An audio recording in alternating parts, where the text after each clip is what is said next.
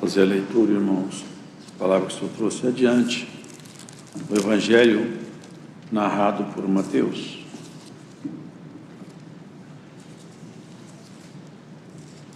No capítulo 13,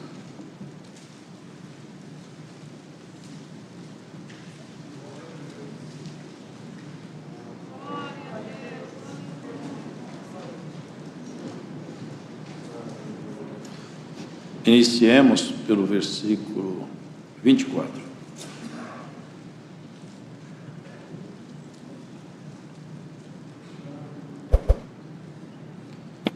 Propôs-lhes outra parábola, dizendo: o reino dos céus é semelhante ao homem que semeia boa semente no campo. Mas, dormindo os homens, veio o seu inimigo e semeou o joio no meio do trigo e retirou-se. Quando a erva cresceu e frutificou, apareceu também o joio. E os servos do pai de família, indo ter com ele, disseram-lhe: Senhor, não semeaste tu no teu campo boa semente? Por que tem então joio? E ele lhes disse: um inimigo é quem fez isso. E os servos lhe disseram: queres, pois, que vamos arrancá-lo? Porém ele lhes disse: não, para que ao colher o joio não arranqueis também o trigo com ele. Deixai crescer ambos juntos até a ceifa. E por ocasião da ceifa, direi aos ceifeiros: colhei primeiro o joio e atai-o em molhos para o queimar, mas o trigo ajuntai-o no meu celeiro. Outra parábola lhes propôs, dizendo: o reino dos céus é semelhante ao grão de mostarda que o homem, pegando dele, semeou no seu campo, o qual é realmente a mais pequena de todas as sementes, mas, crescendo, é a maior das plantas e faz-se uma árvore, de sorte que vêm as aves do céu e se aninham nos seus ramos. Outra parábola lhes disse: o reino dos céus é semelhante ao fermento, que uma mulher toma e introduz em 3 medidas de farinha, até que tudo esteja levedado. Tudo isso disse Jesus por parábolas à multidão, e nada lhes falava sem parábolas, para que se cumprisse o que fora dito pelo profeta, que disse: abrirei em parábolas a minha boca, publicarei coisas ocultas desde a criação do mundo. Então, tendo despedido a multidão, foi Jesus para casa. E chegando ao pé dele, os seus discípulos dizendo: explica-nos a parábola do joio e do campo. E eles respondendo, disse-lhes: o que semeia a boa semente é o filho do homem. O campo é o mundo, e a boa semente são os filhos do reino, e o joio são os filhos do maligno. O inimigo que o semeou é o diabo, e a ceifa é o fim do mundo, e os ceifeiros são os anjos. Assim como o joio é colhido e queimado no fogo, assim será na consumação deste mundo. Mandará o Filho do Homem os seus anjos, e eles colherão no seu reino tudo que causa escândalo e os que cometem iniquidade, e lançá-los-ão na fornalha de fogo. Ali haverá pranto e ranger de dentes. Então os justos resplandecerão como o sol no reino de seu Pai. Quem tem ouvidos para ouvir, ouça. Também o reino dos céus é semelhante a um tesouro escondido no campo, que um homem achou e escondeu, e pelo gozo dele vai, vende tudo quanto tem e compra aquele campo. Outro assim, o reino dos céus é semelhante ao homem, negociante, que busca boas pérolas. E encontrando uma pérola de grande valor, foi, vendeu tudo quanto tinha e a comprou. Igualmente, o reino dos céus é semelhante a uma rede lançada ao mar, e que apanha toda a qualidade de peixes. E estando cheia, a puxam para a praia, e assentando-se apanham para os cestos os bons e os ruins. Porém, os bons, os ruins, porém, lançam fora. Assim será na consumação dos séculos. Virão os anjos e separarão os maus dentre os justos, e lançá-los-ão na fornalha de fogo. Ali haverá pranto e ranger de dentes. E disse-lhes Jesus: entendestes todas estas coisas? Disseram-lhe eles: sim, Senhor. E ele disse-lhes: por isso, todo escriba instruído acerca do reino dos céus é semelhante a um pai de família, que tira do seu tesouro coisas novas e velhas. E aconteceu que Jesus, concluindo estas parábolas, se retirou dali, e chegando à sua pátria, ensinava-os na sinagoga deles, de sorte que se maravilhavam e diziam: de onde veio a este a sabedoria e estas maravilhas? Não é este o filho do carpinteiro? E não se chama sua mãe Maria, e seus irmãos Tiago e José, e Simão e Judas? E não estão entre nós todas as suas irmãs? De onde lhe veio, pois, tudo isto? E se escandalizavam nele. Jesus, porém, lhes disse: não há profeta sem honra, a não ser na sua pátria e na sua casa. E não fez ali muitas maravilhas por causa da incredulidade deles. Amém. Amém. O reino dos céus é semelhante a um homem que semeia boa semente no campo. Mas, dormindo os homens, veio o seu inimigo e semeou o joio no meio do trigo e retirou-se. Aqui está patente o que aconteceu com a humanidade. A história da humanidade se revela nessa palavra, de uma maneira profunda, porém bem simples. A primeira semeadura de Deus, ela foi perfeita. Primeiro, o Filho de Deus nasceu de fato pelas mãos de Deus. Não foi filho de mulher, não teve pai, não teve mãe, mas teve filho. Mas não teve uma árvore de genealógica, não teve ascendência, não teve uma história pregressa de pai e de mãe. Foi Adão. Depois Eva. Igualmente não teve pai nem mãe, mas também não teve origem no pó, senão em Adão.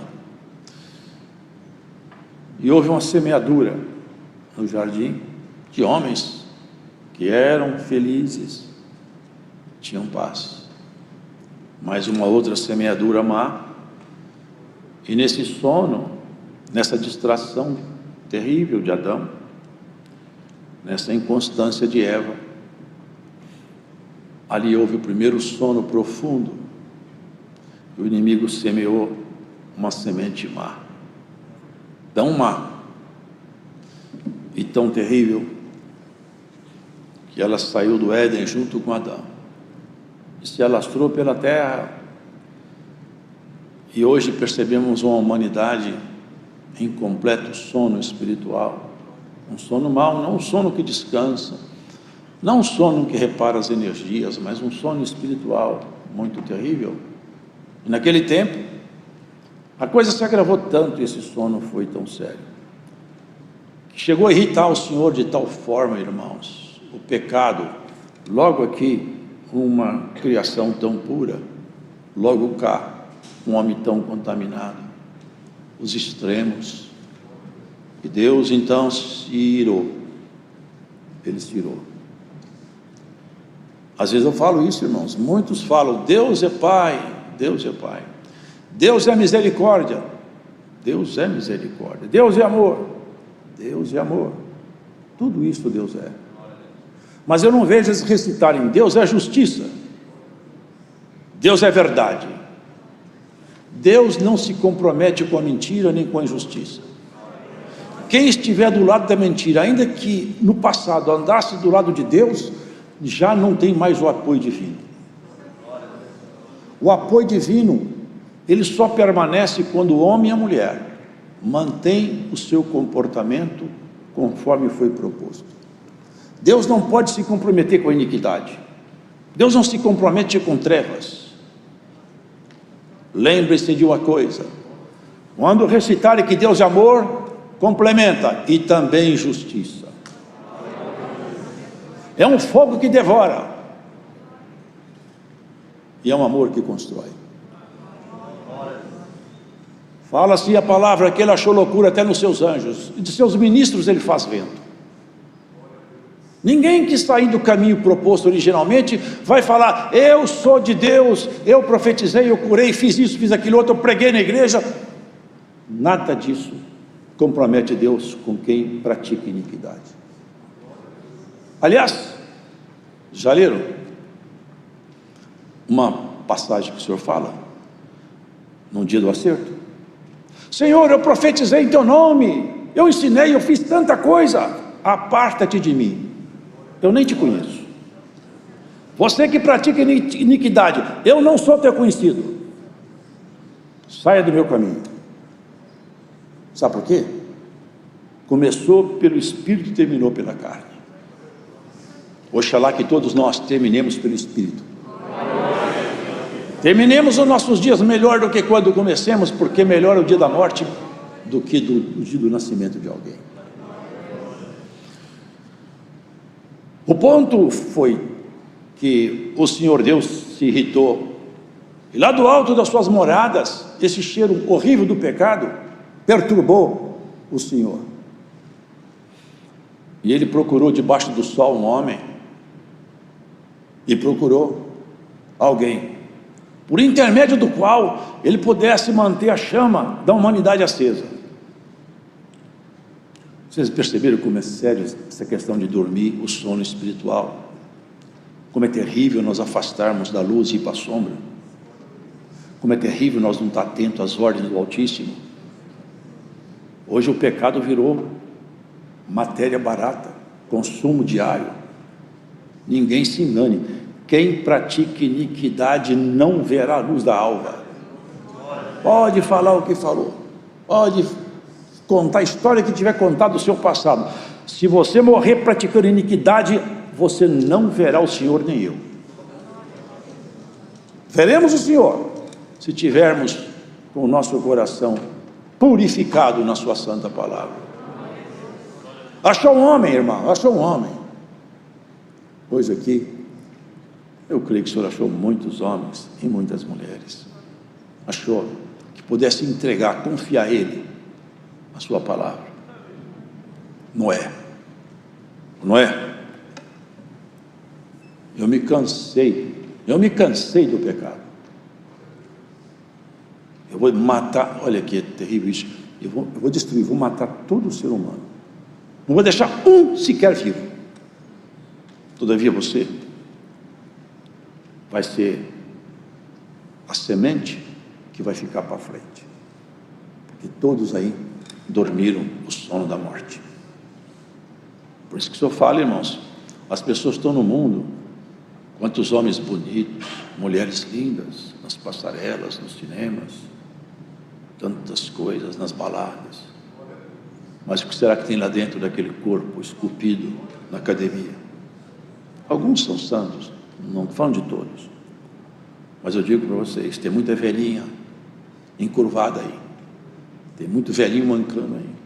Se você abrir o coração dele, você vai achar a glória de Deus resplandecente lá dentro, porque Deus não se impressiona com a aparência de ninguém não, viu, irmãos? Vocês lembram de Davi? O meninote que tomava conta de ovelha, era o que o Senhor tinha escolhido. Faça uma arca para mim. Eu não sei quanto tempo que Noé fez aquela arca, mas Noé não era engenheiro, e o tempo foi muito, e a chuva não vinha, e a zombaria vinha, mas um dia que a chuva veio, e que a coisa apertou, Noé tinha uma arca, e ninguém mais tinha, e eles batiam do lado de fora. Talvez o coração de Noé amolecesse. Abra-nos, Noé, nossos filhos estão morrendo. Eu não posso abrir porque não fui eu que fechei, lacraram pelo lado de fora. Eu pus os betumes aí pelo lado de dentro, mas eu não tenho chave. Eu não tenho como abrir essa arca. Essa arca não tem chave e nem tem leme. Eu nem sei como é que vai terminar isso aqui. Está na mão do Senhor. Passado um tempo, irmãos, que a hora passa depressa, o Senhor procurou na terra, achou um homem na terra de Ur, que quando olhava para as estrelas, não se ajoelhava diante delas. Quando olhava para o sol, não adorava o sol como se fosse uma espécie de Deus. Mas ele, olhando aos corpos celestes, ele falava: olha as estrelas, o sol, a lua, foi meu Deus que fez tudo isso aí. Eu adoro o meu Deus, Criador de toda essa glória que meus olhos contemplam. Deus se encontrou com Abraão, fez para ele uma promessa: vou fazer a sua geração ser próspera. Um homem que não tinha filho, com 100 anos, uma esposa idosa, estéril, mas a promessa de Deus tem o pré-requisito da fé e nada mais. Deus não precisa de ajuda nossa para realizar nenhuma obra. Essa terra Ele sustenta ela no espaço, roda 1.700 km/h no eixo, no Equador. Ninguém está ajudando ela a rodar, não pediu emprestado ajuda para ninguém, nem conselho aos físicos. Ele só precisa de um coração sincero e com fé, porque o resto Ele quer fazer. E na sua causa, já já o rei está chegando aí. Pode esperar. Irmãos, Abraão então encontrou a palavra do Senhor, e o Senhor fez uma proposta com ele, para nós entender essa questão aqui. Está tudo difícil demais, mas eu vou criar uma semente, um povo, uma geração, para que por intermédio dela, eu possa então fazer minha palavra correr de geração em geração, e chegar a um tempo futuro. É um tempo que eu aguardo a humanidade. Você nasceu num tempo maravilhoso, o tempo da dispensação da graça. Você não nasceu por acaso aqui, foi Deus que fez você nascer no tempo da graça. Aqueles profetas, eles desejavam muito ver esse dia, mas eles não viram. A ti te coube esse privilégio de nascer no tempo da graça. E muitos no nosso meio, dia de culto, estão indo para o shopping.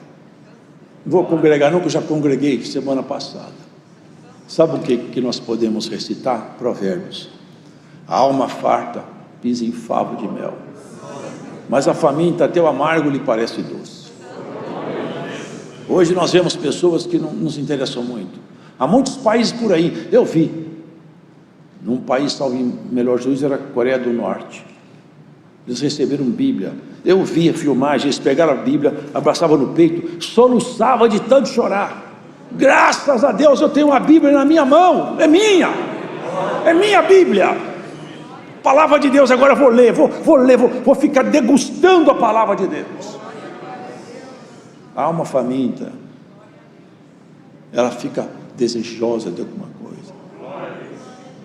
Tem muita gente farta no nosso meio. Não, eu não gosto da pregação desse irmão, estou cansado daqui. Se você tivesse faminta, você estava procurando. Quem está com fome, eu já vi pessoas rebuscar lixo, tirar comida do lixo e comer. Não dá para ele preocupar se tem bactéria, não dá para ele preocupar se vai ficar doente. Sabe por quê? A fome aperta demais. Abraão então, irmãos, foi provado, os irmãos sabem, e ali veio a sua descendência, Isaac. Jacó então começou a formação das tribos. O Senhor cercou Jacó, fez anúncios. Não dá para explicar agora, mas tem umas partes tão lindas ali. Quando ele voltava para encontrar seu irmão Esaú, 20 anos exilado. 20 anos exilado porque ele conseguiu conquistar o que era dele por promessa, por intermédio da mentira, elaborada pela sua mãe e com a sua ajuda. 20 anos de exílio, ele caminhava de volta para casa, porque Deus falou com ele: vai lá reconciliar com seu irmão, vai lá onde tudo começou, porque nós temos que consertar as coisas que ficaram para trás. Se alguma coisa você tem contra alguém, se magoou alguém, feriu alguém, vai lá, enquanto você está vivo e com saúde, e reconcilia, antes que seja muito tarde. E quando Jacó passava o Val é uma região onde o rio fica mais amainado, as águas são rasas, o Val de Jaboque. E quando ele atravessava o Val de Jaboque, um varão se pôs do lado dele: você não vai atravessar para o lado de lá. Ali era divisa, era uma linha de divisória, e ali não é por acaso que era uma divisa. Os rios faziam divisa, era divisa. Ali também era uma divisa na história de Jacó. Volta, foi no volto. Você não vai passar. Mas não era o inimigo, irmãos, era o anjo de Deus. Deus mandou ele ir, e Deus pôs um anjo lá para e impedir de passar. Parece tão contraditório isso, né? Deus estava fazendo com que Jacó mostrasse a sua capacidade de obedecer suas ordens, como Abraão, seu avô, foi. Me dá seu filho, e é seu único, porque o outro não é legítimo, é filho de escravo. Esse seu aí que eu quero. Ali estava o anjo com Jacó, e a noite foi passando e Jacó não desanimava de jeito nenhum. Eu sigo para lá, você não segue. E no meio daquela peleja, Jacó é espiritual, percebendo o semblante, o jeito de falar daquele varão. Se você não é um homem qualquer, não. Já sei, você é mensageiro do meu rei. Eu lá atrás, eu pus a cabeça numa pedra, e eu tive visões terríveis, e falei que esse Deus ia ser meu Deus, você é mensageiro dele. Me larga que a luz da alva está chegando. Eu falei, não te largo, só te largo se você me abençoar. Me deixa, Jacó. Não deixo de jeito nenhum. Da minha mão você não escapa, eu te peguei. Você é mensageiro de Deus. Vê como que é um homem que quer sair da sombra e pegar a luz. O anjo tocou na juntura da coxa dele, e ele passou mancando o val de Jaboque. Sabe por quê? Porque o anjo falou com ele, você não vai se chamar mais Jacó, seu nome será Israel. Você vai agora representar uma nação de pessoas que são capazes de lutar com oração, com busca, com firmeza. Ali, queridos, ele mancava de uma perna, porque ele recebeu a bênção que vinha em Abraão para o povo hebreu, mas lhe faltava a outra perna que manquejava, que foi anunciado por João. Ele é a luz, eu não sou luz. Ele é a luz. Corram para ele, porque eles falam, está todo mundo seguindo ele. É para seguir mesmo. Você pode também. Eu não tenho ninguém. É ele que tem tudo. Eu não tenho propriedade sobre nenhum. Esse povo não é meu. Eu sou apenas alguém que aponta para a luz, que a luz está lá, não está em mim. Queridos, olha, para continuar aqui, quem devia estar com a lâmpada, com a candeia na mão, eram os judeus. Eles tinham a palavra de Deus na mão, o Antigo Testamento. Irmãos, prestem atenção nisso. Se você entender isso, você vai entender outras coisas. Eles tinham a palavra na mão, eles tinham a candeia, era para iluminar o povo, falar para o povo, não caminhe nessa direção, não faça isso, venha cá, olha, veja o meu jeito de viver, presta atenção em mim, eu estou seguindo a palavra de Deus. Mas eles não podiam olhar para ele, porque eles faziam coisas perversas, eles eram adúlteros, mentirosos, eles eram egoístas. Dormiram outra vez, e no meio deles, onde devia estar o sacerdócio santo, o inimigo semeou o joio, e foi tão bem semeado, que quando Jesus veio, quem se levantou para amaldiçoá-lo, não foram os romanos, foram os judeus, e não foi o povo mais simples, foi a elite, foram os escribas, foram os fariseus. O sumo sacerdote foi ele que proferiu a sentença, porque os homens dormiram. Ai de nós, se nós dormirmos. E alguém dirá, mas eu não tenho compromisso com a igreja. Você tem compromisso com a sua história, com a sua vida e com a sua família. Você não pode dormir nem deixar a sua família dormir. Sacode, acorda, balança seu filho, seu marido, sua esposa, seu neto. Sacode eles, mostra para eles, nosso compromisso é sério demais. A contagem regressiva, ela já está ativada, o cronômetro já está ligado, nós não podemos perder tempo. Os homens dormiram, mas eu não vou dormir. Hoje, irmãos, vemos muitos querendo encontrar o caminho, a senda da luz, mas encontram certas doutrinas anunciando sucesso, casamento feliz, carros, troca de dízimo por propostas de bênção aqui debaixo do sol. As candeias têm que estar acesas. Nós não anunciamos bênção, nem nunca prometemos que ninguém vai ficar rico, vai fazer um casamento maravilhoso, nem que vai ter um sucesso material que Deus pode dar quando Ele quer. O que se anuncia aqui é que você vai encontrar a face do Deus Todo-Poderoso e vai se vestir de glória no dia do Senhor. Não durma na sua casa. Você que está escutando a pregação dessa palavra, acorda a tua família antes que seja tarde demais. Glórias ao Senhor. Hoje o Senhor vai sacudir muitos por essa palavra. Vai acordar a tua casa, vai acordar a tua família. O inimigo está semeando o joio. Ele fala: deixa nós arrancar esse joio. Não vou deixar, porque parece um com o outro. Tem crente que passa uma fase da vida rebelde, faz coisa errada, bate a cabeça para lá e para cá, mas chega uma altura da vida, ele se converte. Ele não era convertido.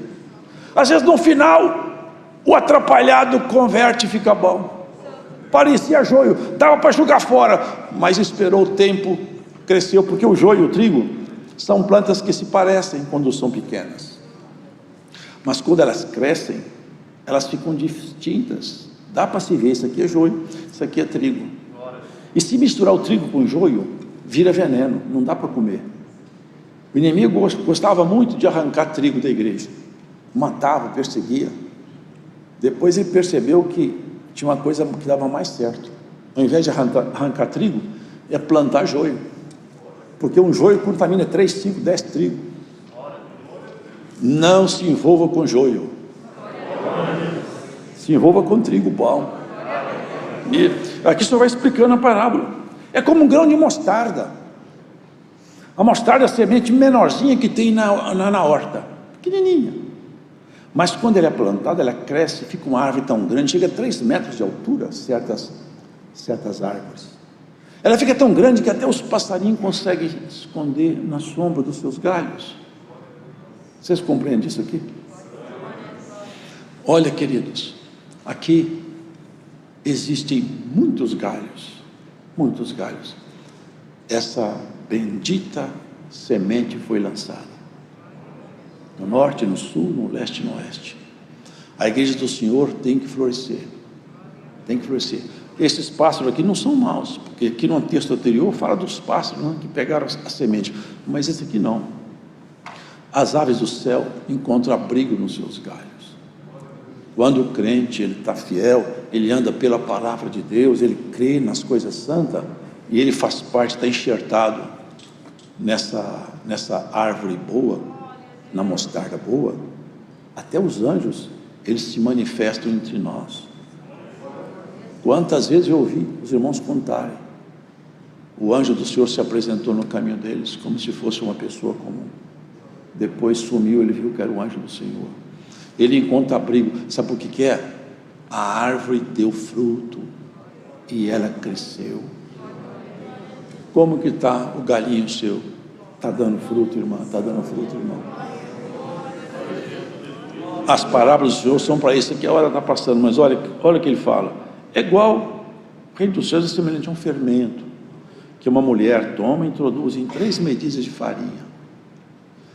Aqui está a igreja, que representa a mulher, né? Então, com a doutrina que a gente expõe, que nós expomos para a igreja, esse fermento aqui também não é um fermento ruim, porque fermento sempre tem uma conotação negativa, mas esse aqui não. Esse fermento entra no coração do crente, vai crescendo em 3 medidas.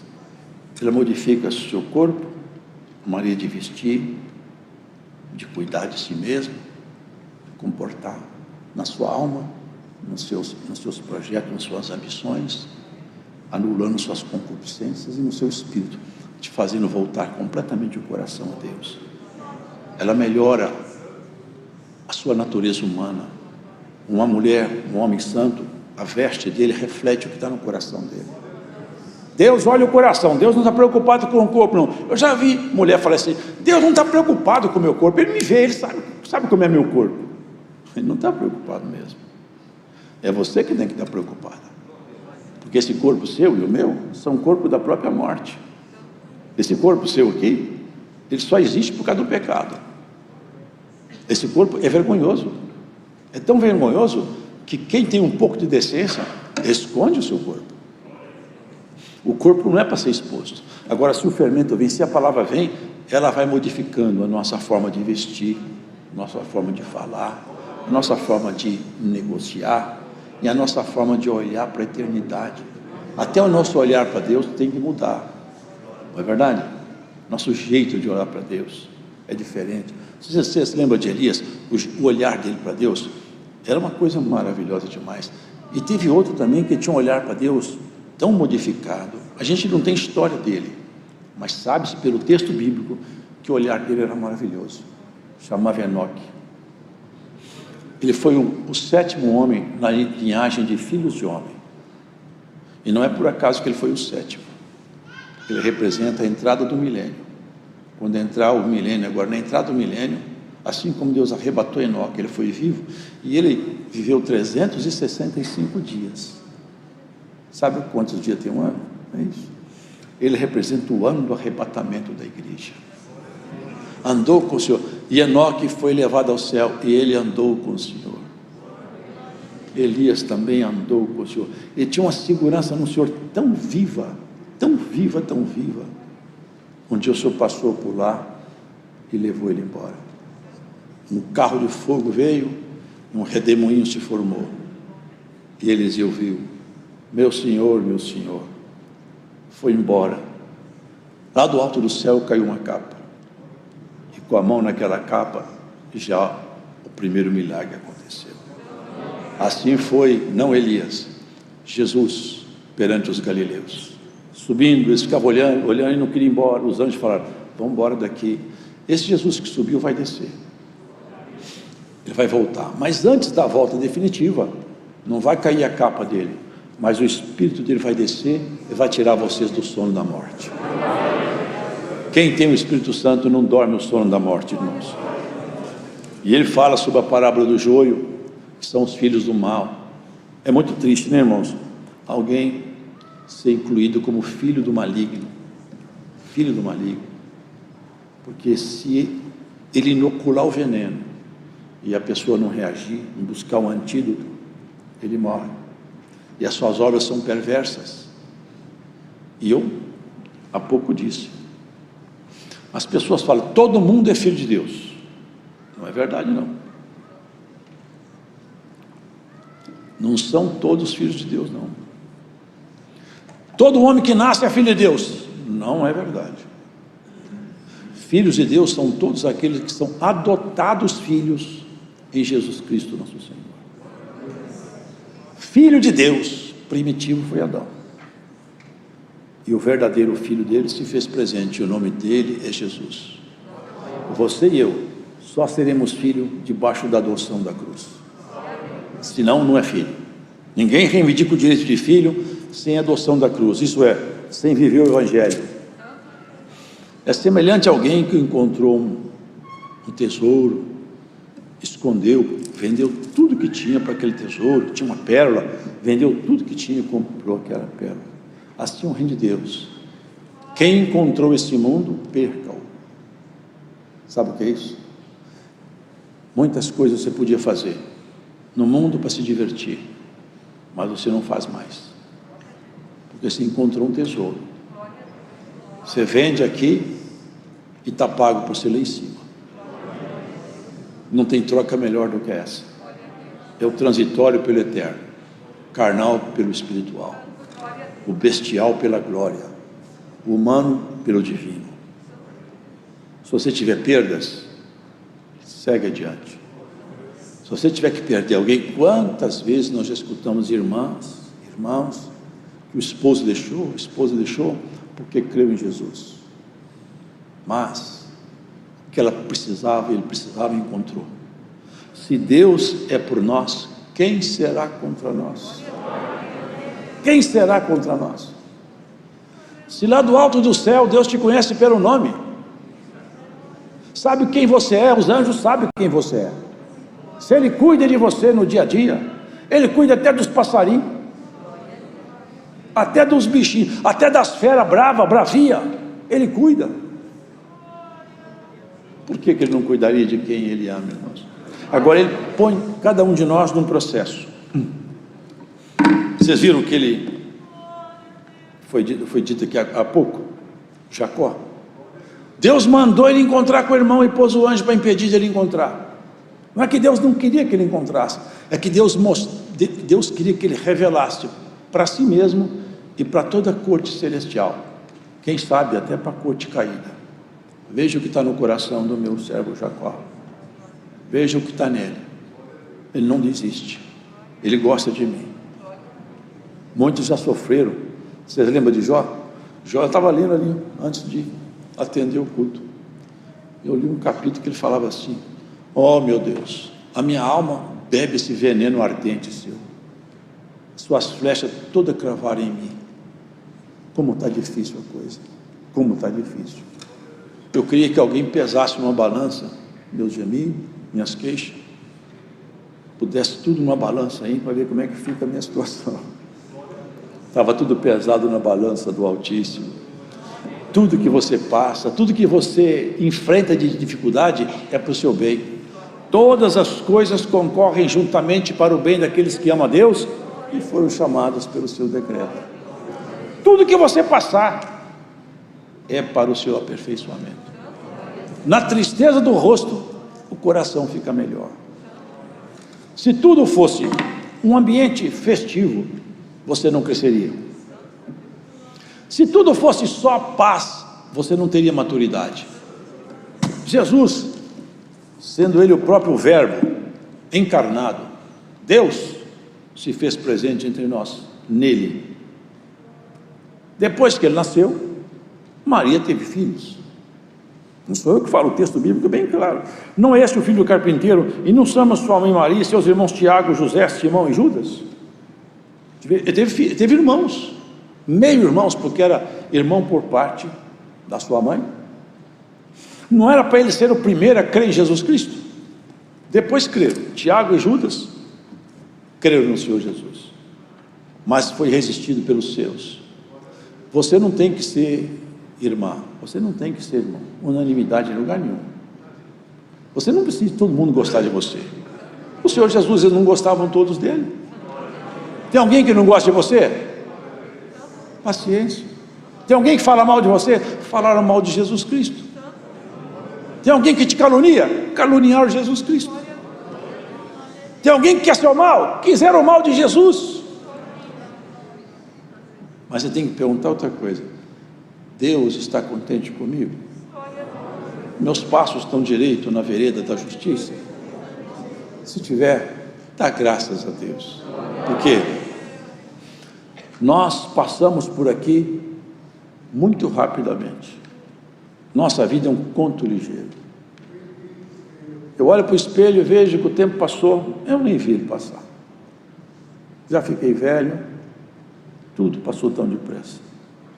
Você tem que aproveitar o tempo que te resta agora para servir a Deus. Um dia perguntaram para um sábio, para encerrar a palavra: quantos anos você tem? Eu falei: acho que uns 5 ou 8, eu tinha mais de 80. Eu falei: mas o senhor está brincando? Eu falei: não, o senhor já é um senhor idoso. Eu sei, mas olha, quando você pergunta quanto dinheiro eu tenho no bolso, eu posso contar só o que sobrou, o que eu gastei eu não posso contar. Eu tenho pouco tempo pela frente, minha filha. Olha, aproveita o tempo que te resta. Deus seja louvado.